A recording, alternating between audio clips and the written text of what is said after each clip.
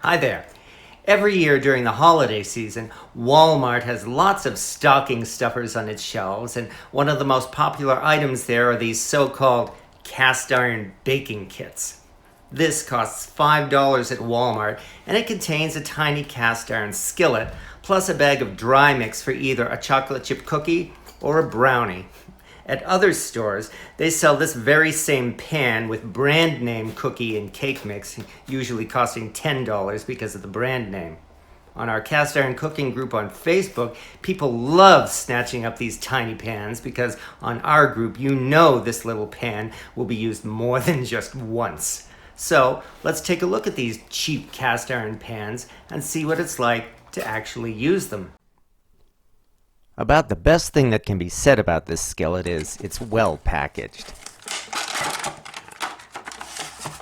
Oops. Oh well. Hey, look. They marked a year on it. 2019-1.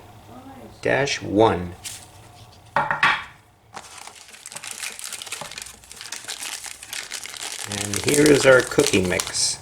Boy, doesn't this look yummy. It's interesting. This pan actually has a plastic coating on the top. Probably because it's exposed to the public and they don't want it to rust.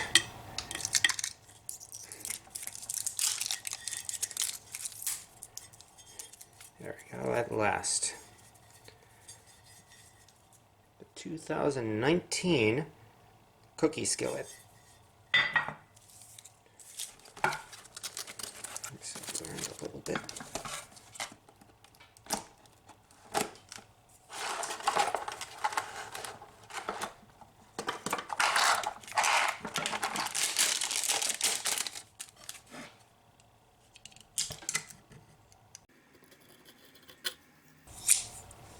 I wonder if that scratched the seasoning. Nope, it did not. Here is our brownie. Lot number 1619041B. Yum. The pan is 5 inches in diameter, which is smaller than either a modern-day 6-inch cast iron pan or even a vintage number 3 skillet.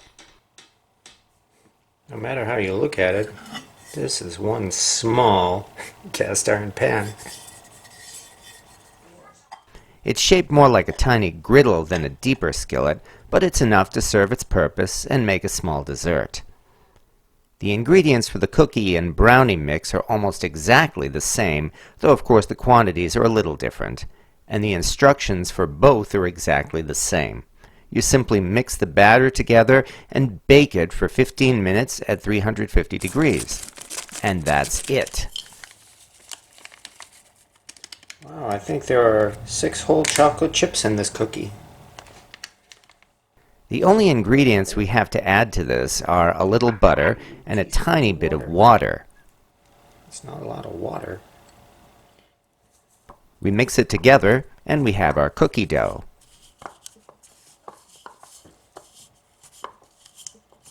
The secret to cookie dough is don't be afraid to get in and use your hands. And add a few more chocolate chips. Well, unfortunately, I'm following this recipe, so I'm not going to add more chocolate chips this time. No, I'm going to do exactly like the box says.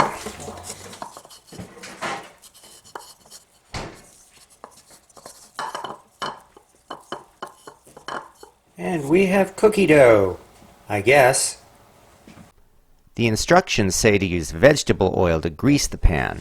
I like using margarine because margarine is mostly vegetable oil and it coats the pan nicely. Now all we do is spread the dough into the pan. And we bake it for 15 minutes at 350 degrees.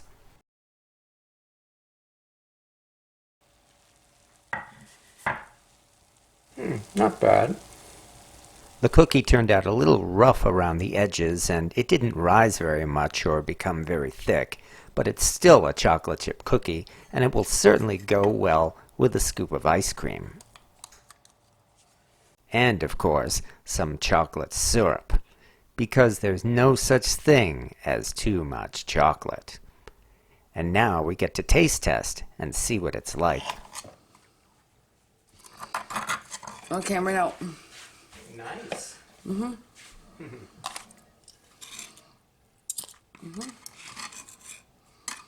Glad I recorded that. There you go. Yeah, it's all right cooking. It's the $5 is definitely going for the skillet. Sure, it's not that bad. Not bad. If people have never made homemade cookies, they would think this is great.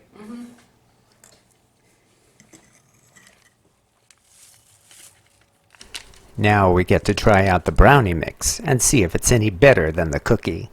This is made in the exact same manner as the cookie, namely stirring in a little butter and water and mixing it into brownie batter. This is the part where Dad comes over to see what the kids are doing, and he asks the famous question, "You know what that looks like?" Once again, we grease the tiny pan with margarine, then spread on the brownie batter. This brownie doesn't look much thicker than the cookie was.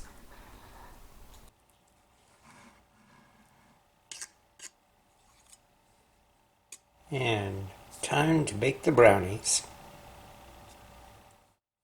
And again, we bake it for 15 minutes at 350 degrees. It doesn't look bad. The instructions specifically say cool 5 minutes. So we will check this out in another 5 minutes. As with the cookie, this seems pretty sturdy. Just as we did with the cookie, we topped the brownie with ice cream to add some flavor, and a chocolate syrup ganache to bring it over the top, I hope.